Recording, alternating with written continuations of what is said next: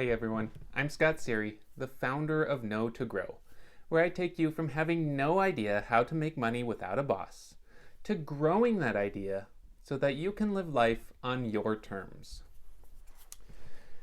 You've probably heard the quip that rules are meant to be broken. And it's really dumb because they're not meant to be broken. Rules are generally in place to make our lives easier, safer, and more productive. Just think if everyone got in their car and said, rules are meant to be broken, and they drive off down the street in whatever haphazard and moronic way that they so choose. It would be chaos. It would be pandemonium.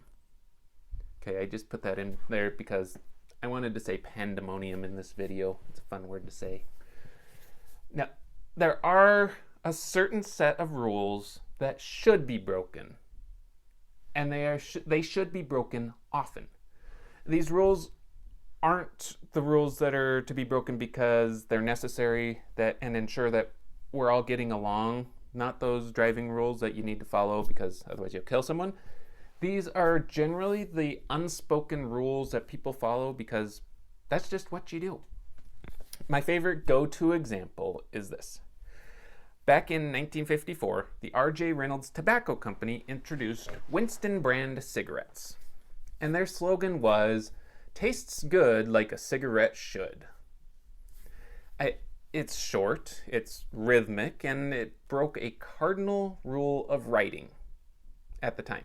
Today, however, nobody really cares because that manner of speaking has been incorporated into the way we talk. It's the word like. And back then, it wasn't used for comparisons. Back in the 1950s, people spoke a little bit more properly than we do today. And the sentence should have been said or written, "Tastes good as a cigarette should."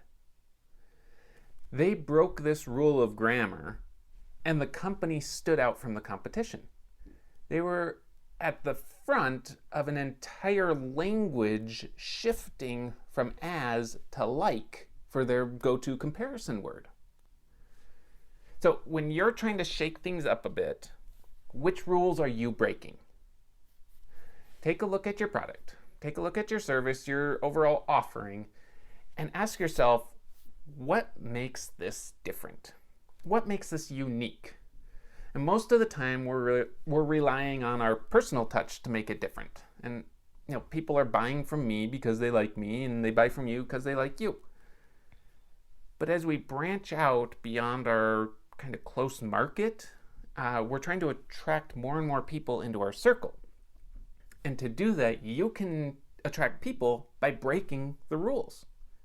You catch their eye and you make them stop and think for half a second. Because in today's world, you pretty much only get half a second. When you can make someone pause, now you have an in with them. For what I do with my copywriting, it's a lot of just kind of quirky quips and stupid humor. For someone selling maybe pies, breaking away from traditional recipes and mixing, mayonnaise and lemon custard and making something totally unique. I don't know. I know nothing about baking pies. It's a terrible example.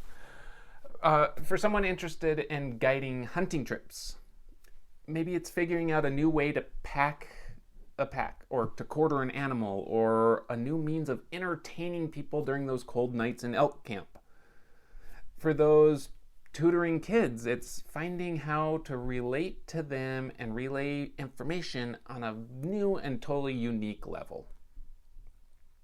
The rules you're trying to break are the rules that society just says we should follow.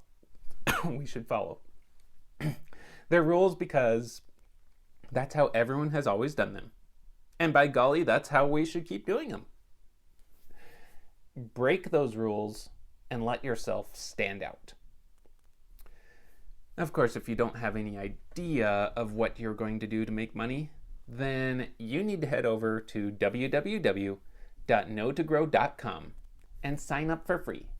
From there, I'll show you just how you can identify your skills, how you can monetize those skills, and you can find customers that will pay you exactly what you're worth.